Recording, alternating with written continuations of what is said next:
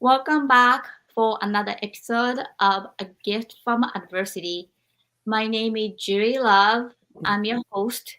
This is our episode 51, and I'm excited to have our guest tonight.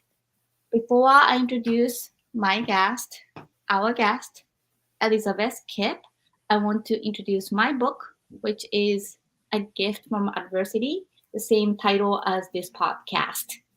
A Gift from Adversity was published in 2020 and it's about my life. The subtitle is Overcoming Sexual Abuse, Domestic Violence, Bullying, and Homelessness. I wrote this book to share my adversity, not only that, but how I overcame it and perspectives that I learned from my adversity.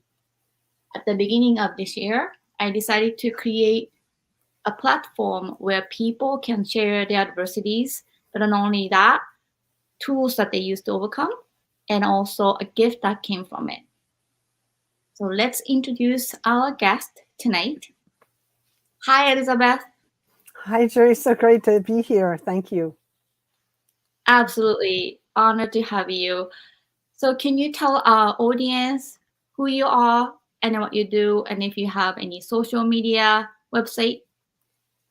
Yes, Elizabeth Kipp. I'm a stress management specialist. I'm a trauma trained and a yoga informed addiction recovery coach. And I really specialize in chronic pain and all these other things fall under it.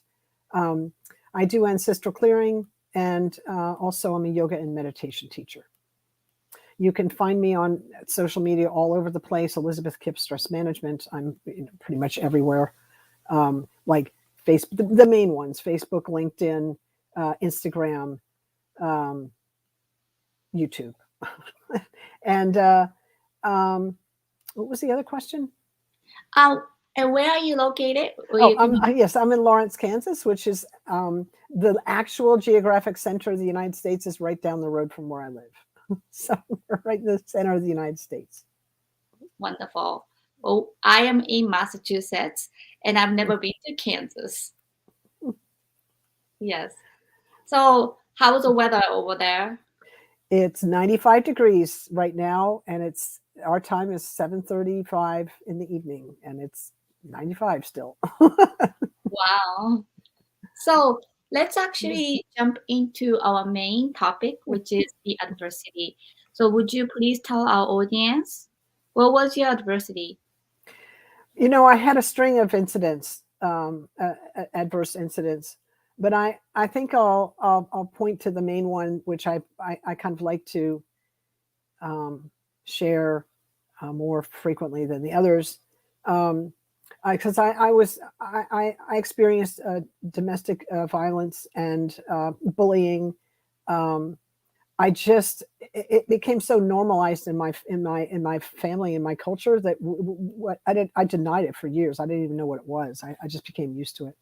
However, when I was 14, I was on a horse, schooling a horse over fences, a kind of a new filly, and she made a weird move, and she threw me. I got unseated, and I fell on a rock, and on my back on a rock, and it broke the fifth lumbar in two, front to back. And I got up from that accident. I knew I'd hurt myself, obviously, but I was actually able to get up. So I didn't realize I'd actually broken anything at the time. And it hurt for a couple of weeks, but I was only 14, and I guess we heal fast when we're young. It really bothered me for about 14 years. And then after 14 years later, that whole situation became unstable. And the doctors, when they looked at the x-ray, they said, "Oh, you need surgery because if that front part of the bone was slipping forward in the pelvis and pulling the leg nerves with it." And they were afraid that it was like sitting 80% off the center, right? It was coming 80% into the pelvis. And they were concerned that it would come forward and I wouldn't be able to walk, right? That it would I would lose my ability to walk. So we started a series of surgeries. They thought it would just be one, but it ended up being uh, 3 structural surgeries and a corrective surgery afterwards, um, of trying to stabilize that split that split in the spine, and I ended up with a bunch of hardware in me. There was only one hospital in the world at the time, which was just Toronto General in Toronto, Canada, that did anything like that. And so it was a real groundbreaking surgery, and it worked. But I ended up being in an awful lot of pain from all those surgeries, and that was the third surgery. There'd been plenty of pain up to that with the other ones, and I ended up really, even after the first surgery, they put me on opiate pain medicine and this thing called a benzodiazepine, which is an anti-anxiety drug. Nowadays, it's known as Xanax or Ativan. That's a fairly well known. Klonopin is another benzo, so it's kind of like that. But but they ended up. I just never got relief from my pain. I just yeah. And anyway, I was on that medicine for 32 years, and the last 15 of those 32 years, the opiate was fentanyl, which is 100 times more powerful than morphine, and it's a drug that is killing a lot of people now. That's on the streets. So I really am a little surprised that I am still alive, because I was on very high doses of it for a very long time, and people were dying. They were dying in their sleep because of overdose. So I really kind of feel that I'm really here by the grace of God, and that I see it that way. Some of your listeners may not understand that, but that's the way I feel. And so that's the adversity that I had. The thing is that it created this condition called chronic pain. And chronic pain is any pain that's felt 15 days out of 30 for 3 months or more. Any pain, physical, emotional, spiritual, financial, any pain that's felt 15 days out of 30 for 3 months or more is chronic. That's the brain can't tell the difference between a broken bone and a broken heart. So it all sends the same signal. It hurts. And why is that important? A couple things. There's the National Institutes of Health before COVID estimated fully 25% of everyone in North America suffered with chronic pain across all socioeconomic measures, including children. And the World Health Organization pre-COVID estimated a fifth of the world is in chronic pain. So it's this malaise. It's like a silent pandemic in the human population, and people don't understand that, right? And the other thing is why is chronic pain a thing? Because it changes the way the brain perceives the world. It creates a lot of confusion in the brain and a lot of brain fog. People talk about brain fog. And it also creates a pronounced negative bias. So the world is wrong. I'm wrong. What's wrong with me? There's a lot of that goes on, and it becomes this kind of downward cycle of hopelessness. And you have lived through adversity. You were a chronic pain sufferer at some time. You've healed from it, but you were in that, and you know exactly what I'm talking about. So anyway, that was my adversity, and I finally found a doctor that understood the nature of chronic pain, that could help me heal it. Up until 32 years into this whole thing, all the doctors said, you will be in level 7 out of 10 pain 24/7 for the rest of your life. You will be in a wheelchair when you're 40. And they said, this is the best we've got. Opiates and benzodiazepines. That you have to learn to live with it. Now, that was a misunderstanding. They were doing the best that they could with the model they were working under, but their assumption there was really important. They assumed I wasn't going to heal.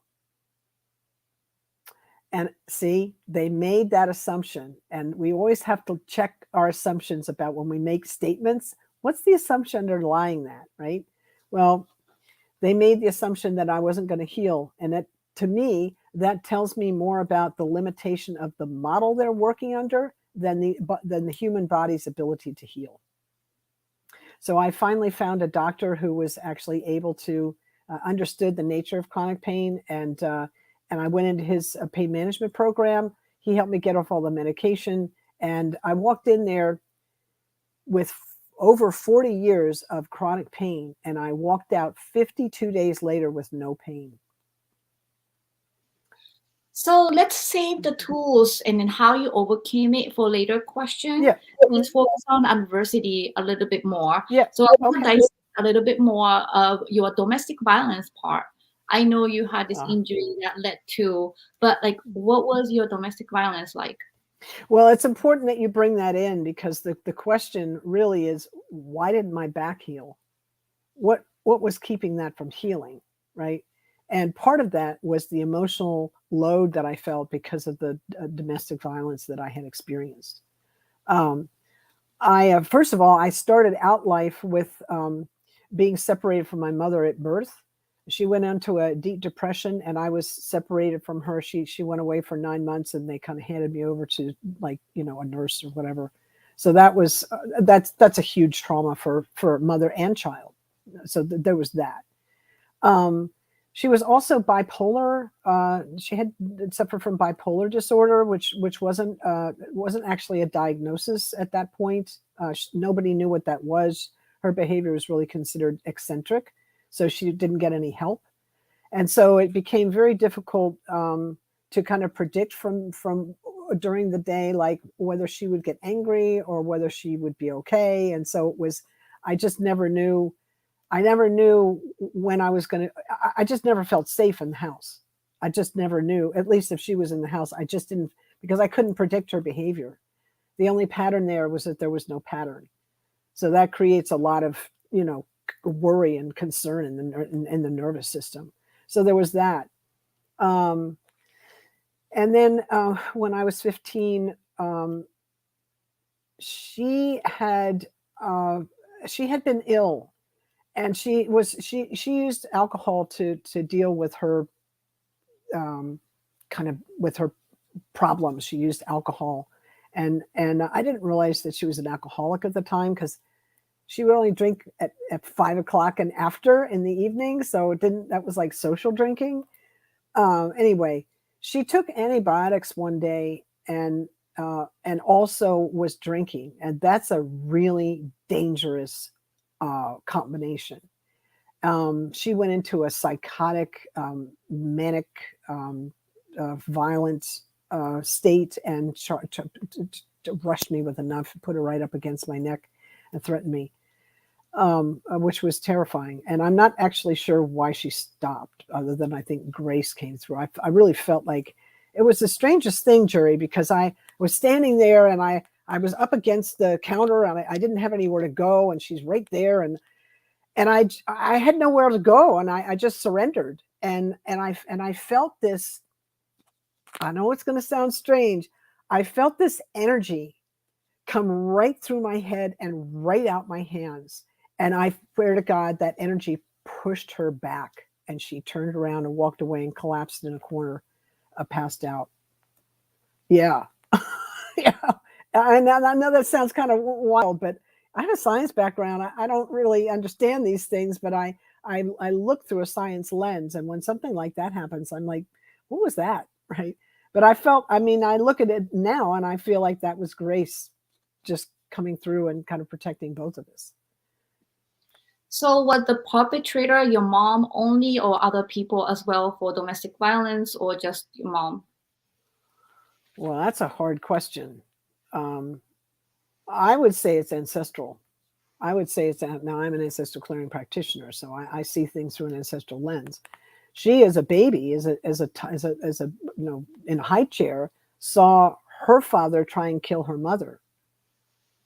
So you're asking a very interesting question, and I can't actually.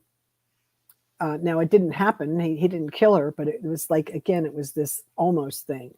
So I can't really answer that question. Who was the perpetrator there? I'm not sure.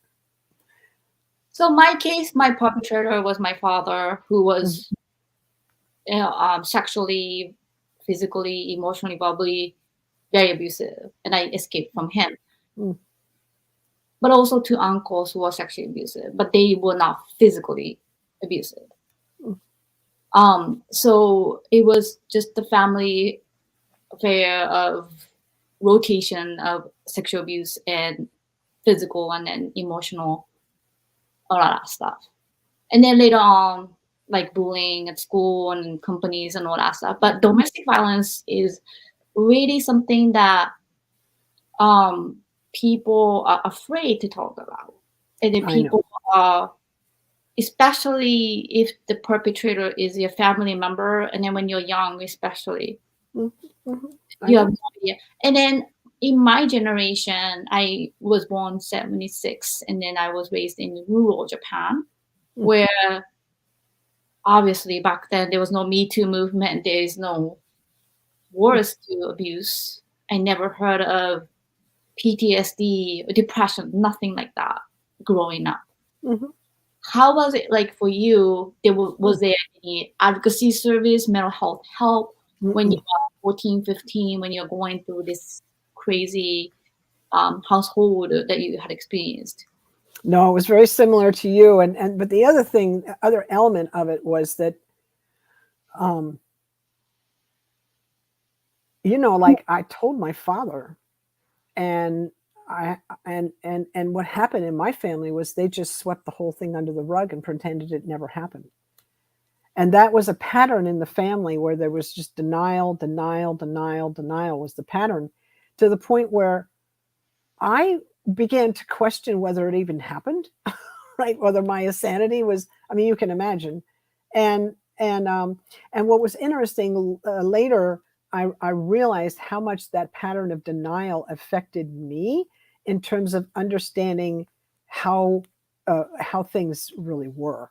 I just never realized um, how violent things were, and how, I mean, I had food in my belly, and I had a roof over my head, and I had a good education, and I had nice clothes to wear, right? But I had this dark stuff, and I feel like, that was kind of that denial piece was just made it just put more pressure on all of it, and all of us ended up, being victims of the violence, um, because of the denial, right? So the denial, so that there were various people that were perpetrators, but you know what? The denial became a perpetrator too. Does that make sense? Yes, absolutely. And then I sympathize and empathize with you. And I'm very sorry that happened to you Mm. for your childhood. And I'm sorry there was nobody to advocate for you. And I'm a huge advocate for domestic violence and sexual abuse now, as a journalist, as a filmmaker, Mm. as an actress, and then doing the podcast as well.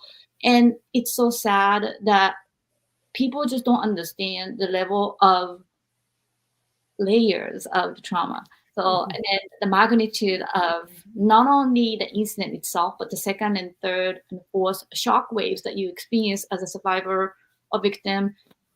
My case was nobody believed me, including my mom. And then Mm. that led me to suicide attempt because, Mm. you know, I mean, I think if I was there, if I was with the knowledge that I have now, and then if I was there for my younger self, I could definitely handle things differently. Mm. But in a way, like in Japan, very, very recently, Me Too movement started very recently. And I'm talking about 2022, Oh, wow. 76. Wow. Hmm. So domestic violence and sexual abuse, incest, those are the things that are very, very taboo in our culture.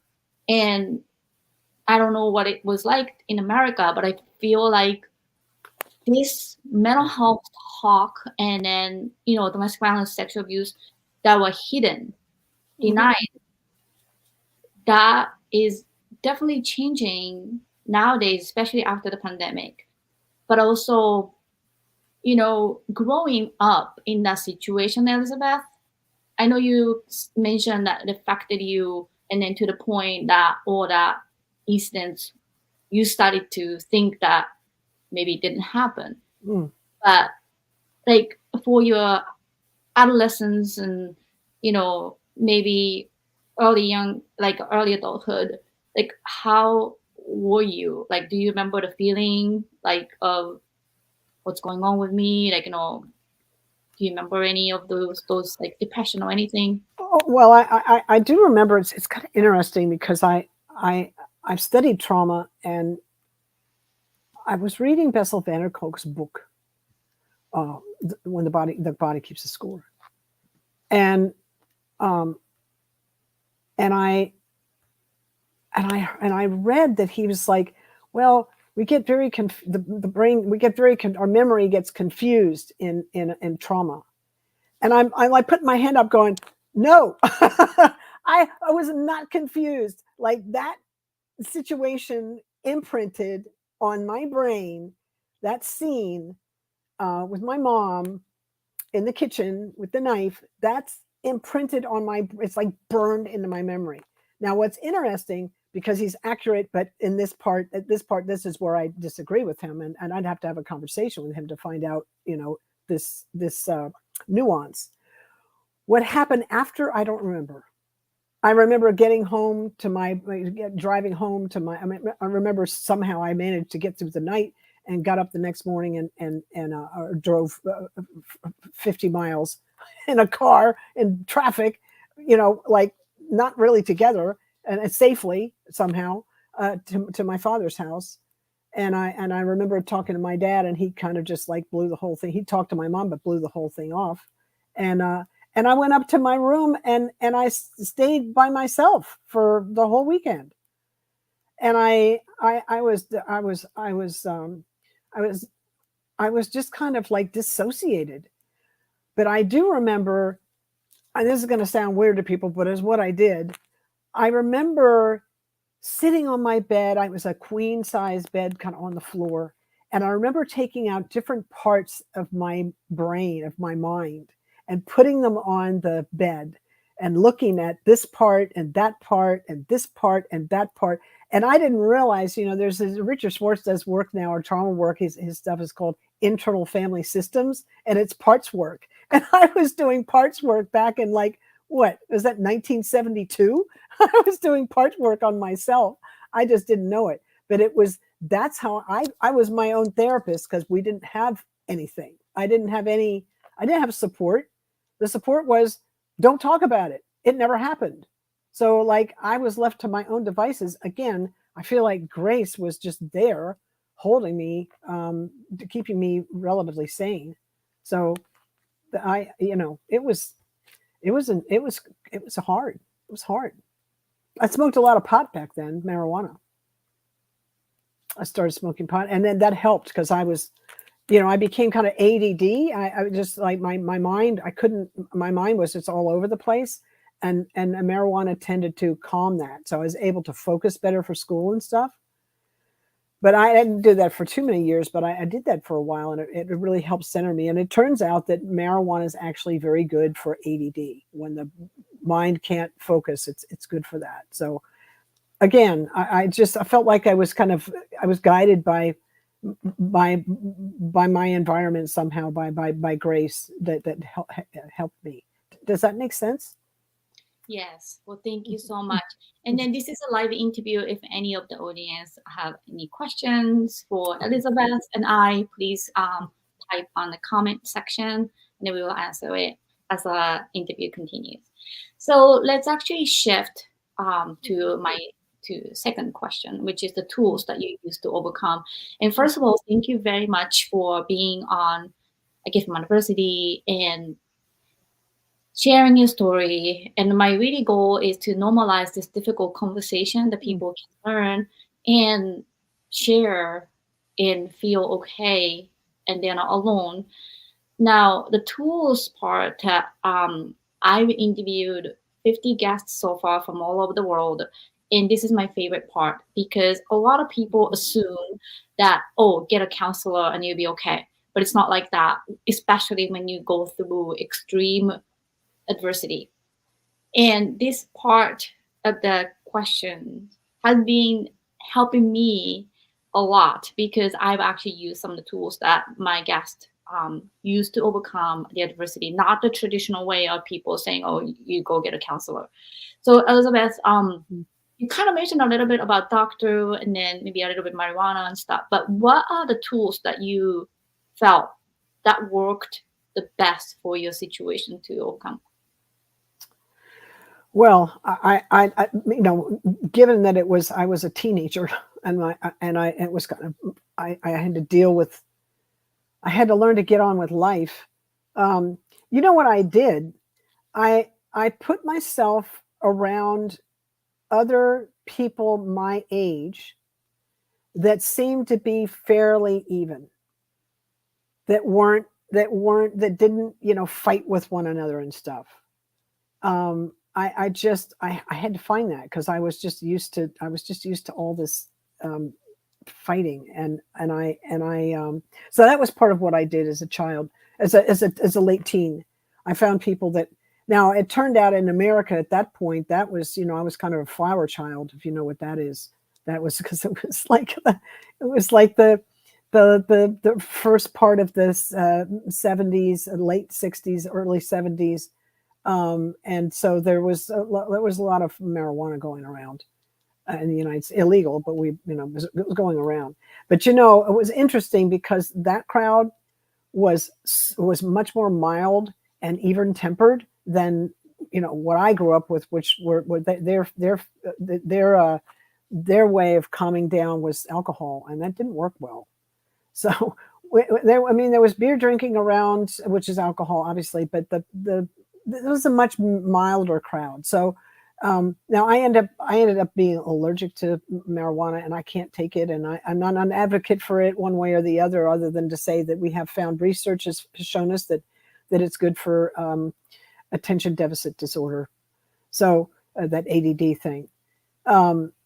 Other than that, I'm not really an advocate one way or the other for it. And the pharmaceutical, just for the listening audience, the psychological pharmacology isn't well known for marijuana, so it's not necessarily safe for people. That would be my take on it. So you want medical help with that, medical direction on that. Anyway, I have to be responsible and say that. So community that's kind of even, that's got some stability to it, right? And I also I was in school at the time, and I dove into my studies. So in that space, again, nobody was hassling me. It was just, here's the work. This is your homework. Go do it. I did it. I happened to be in a school where the teachers weren't mean and bullying. And I kind of isolated myself from the students that were difficult. I just stayed away. I just like, why would I want to be around that energy? So that's what I did in the first. That's pretty much what I did. It wasn't until, probably, where am I, like 8 years ago, that I got with somebody to help me actually work through that. I just got by on my wits. And then what was that 8 years ago? What happened? Yeah, well, I went through, as I said, in September of 2013, I went through a pain management program, and he understood chronic pain a lot, but he also understood adversity, and he was a psychiatrist as well as all these other things. And he helped me process that. So he was helpful in that. It wasn't the only thing. I also did Ancestor Clearing, which is why I'm an Ancestor Clearing practitioner now, because it was so helpful. So a lot of the stuff that I was carrying had this ancestral component. So there was, violence in the family, and I was carrying that. So the Ancestor Clearing process helped And I do ancestor clearing around the world. I've been doing it for about 8.5 years now, somewhere on the planet every day. It's because it's easy to do it online or on the phone or in person. It doesn't really matter. But it helps to clear the burden of intergenerational trauma. That is interesting. I've never heard of it. Yeah, I'd be glad to take you through a session sometime. Yeah. Interesting. So you earlier on, when the trauma is maybe happening and then you didn't have enough vocabulary or logics what was going on, that you kind of felt the energetic field of people who are more balanced than imbalanced, and then try to stick with those energy rather than dramatic and then turbulence. Yeah, and I did my own inner work to the extent that I could. I did a lot of kind of, oh, I feel this war inside of me. How do I, and I could feel the different parts at kind of, having a conversation. So I would kind of take them out and put them on the in front of me and kind of look at each one and then put them back in and that was a way that I was able to keep myself find some peace within on the inside. But it was, it was my version of therapy, having had no training at all. Very interesting. And I just want to touch base with assumption that you mentioned earlier when you were talking about the surgery and the chronic pain. And I just want to share with you and our audience, I had thyroid disease that I've been suffering with. And then later on, I realized it was coming from when I became Reiki practitioner. I learned about chakra, where this is the advocacy where I was shut off about my adversities and stuff. And that restored psychosomatic pain and I think disruption of my organ, which is the thyroid. And I had a surgery when I was 20, and then went hyper to surgery to hypo later on. And, one time the doctor said you have to be on medication for the rest of your life. And I said, no, I am not going to be your customer. I completely denied. And I wrote it on my book, A Gift from Adversity, about how I dealt with that assumption of Western medicine. And basically I said, I'm going to switch the doctor. Thank you. So a lot of people do not understand, especially in Japan, we have this power trip of doctors and the loyalty. Like, when you learn piano, you should stick with one teacher. However, that teacher may be a little bit abusive or too much, or doctor's case as well. We don't really think about the choices. But in America, I learned that you have choices a lot more, in a way that it's almost like shopping around the restaurant, attorney or counselor or like doctors. Then I said to the doctor, no, I'm going to find somebody that can fit me more. Then I actually found nutrition responding testing, where they cleansed all my dieting. And then my PSA level from 16 went down to 4 without taking any kind of medication. Amazing. Have you ever experienced that? Like, you kind of mentioned about doctor assuming that you will never heal, but some perspective that is wrong. I'm not sure what the question is. Yes, I've heard of it. Experience you told me earlier about, like, in the process, the doctor assumed that you're never going to heal. Yeah, they all did. On a 40. So then internally, like, have you ever had doubt for those doctors who made an assumption that you never heal? Yeah, they all said it until Dr. Peter Prescott, who wrote a book, by the way. He passed away a few years ago. He wrote this book, Conquer Chronic Pain, an innovative mind-body approach. And it's a great book. And it's I wrote mine to kind of back it up. I helped him write the exercises at the back of the book. And then this is the patient version of that, The Way Through Chronic Pain, Tools to Reclaim Your Healing Power. So this is kind of a nice set. Anyway, it talks about the tools. Dr. Peter Prescott talks about chronic pain from a researcher point. He was a researcher, scientist, and I talk about kind of my personal experience in using the tools. Sorry, what was the question? I'm sorry, I got off on that. So we're talking about tools, and Yeah. then when doctor says Oh, complete right. denial, like okay, you're never gonna heal. Yeah. You're done. Yeah. Like you can't walk. Yeah. You overcome Yeah. injury. What are the tools that you use to? Yeah, so I had science background, so I kind of understood they're working in a scientific framework, which is self-limiting by definition, right? Science can only comment on what it can observe, measure, and describe. Anything outside of that, it can't comment on. But where do we live? We live in the all that is.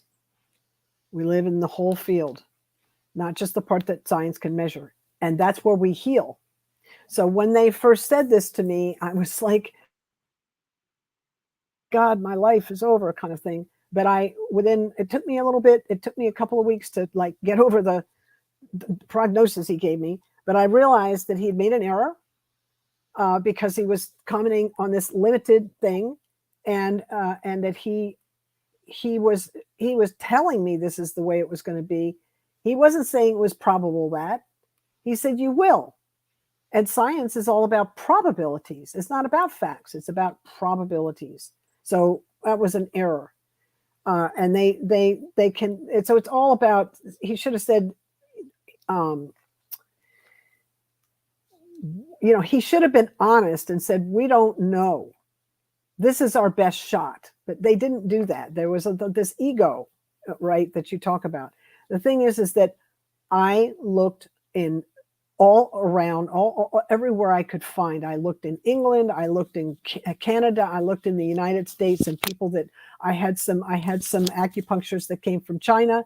I've worked with people from Japan. So I had a lot of people, and the acupuncturists were amazing. They were really helpful. Oh my God, the acupuncture was amazing, but it didn't heal the chronic pain. It just brought the pain down, which was great, and I love that. So all the doctors except Dr. Peter Prescott said this. So it wasn't like I could shop around. They all said the same thing because they were all sitting in this model and their perspective was limited.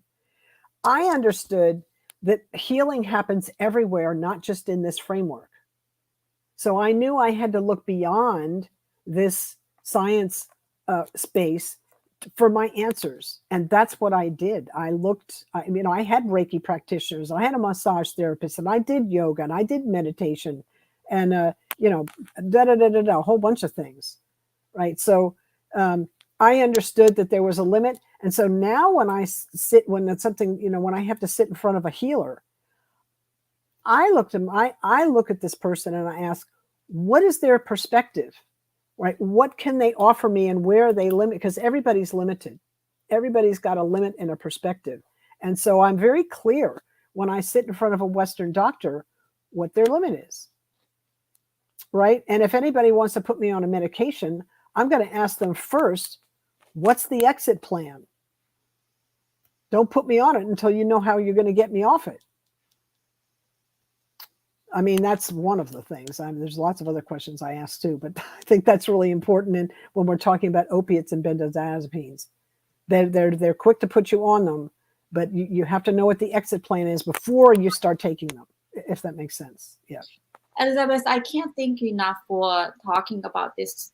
It's very important to me because a lot of people who don't understand Eastern medicine, like such as acupuncture, yoga, or medication, and then like what you said, it's just one model that people think that this is great.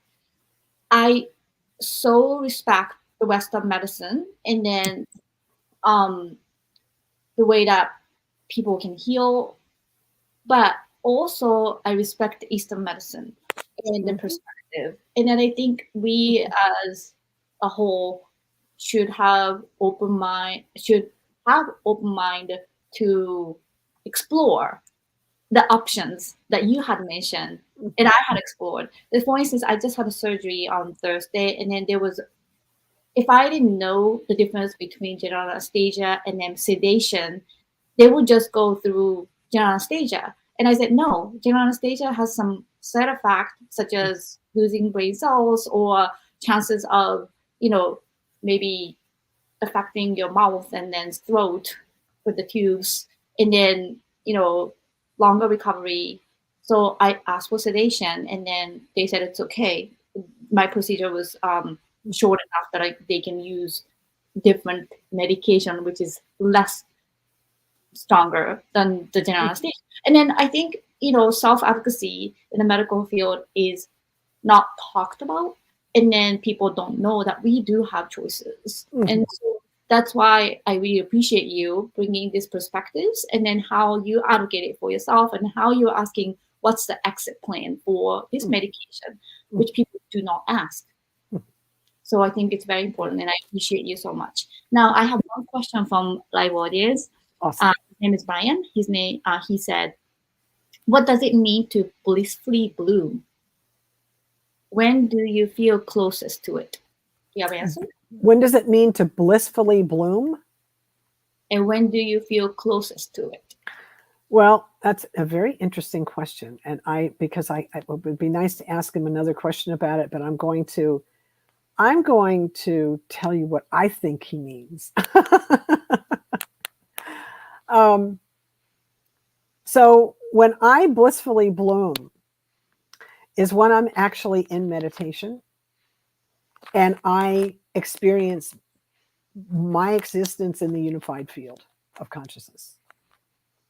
Because there's the boundary of where my body starts and stops, it disappears.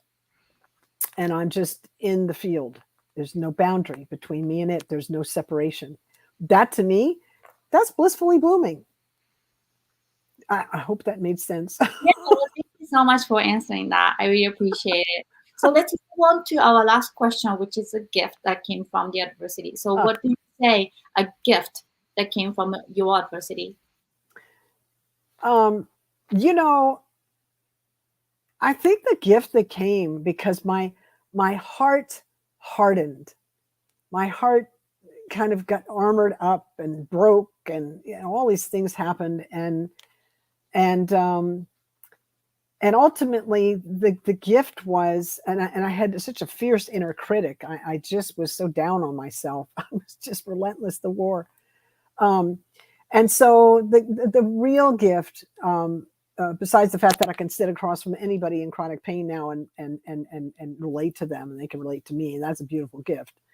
But is that my heart, I've softened, and I'm gentle, and I have compassion, and I don't just have it for others. I have it for myself, which was a long journey to get there. So I just think, if I can be the change I want to see in the world, then I've done my job as Elizabeth on the planet Earth at this time, if that makes sense. Well, thank you so much for the beautiful answer to that. My very last word from you that I request is, if you see somebody who's going through what you went through, your adversity, what kind of advice do you give? Well, the advice is the greatest healer in your life lives within. The intelligence, the body knows how to heal. Doctors and all the medical community, they can set a bone and stitch up a wound, but they can't tell the body how to heal. So we have to believe more in the body's ability to heal than in the disease or the illness that we're experiencing. I truly appreciate that, and it really touched me. So thank you so much for sharing your time with me and then with our audience.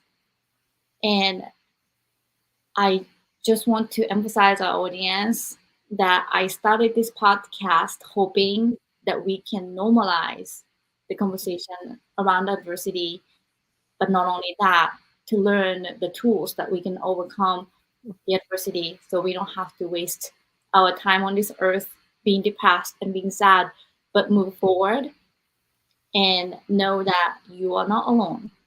So thank you, Elizabeth, for being here. Oh, thank you so much, Juri. So great to be here. I appreciate it. Absolutely. See you next time, everyone. And thank you for tuning in.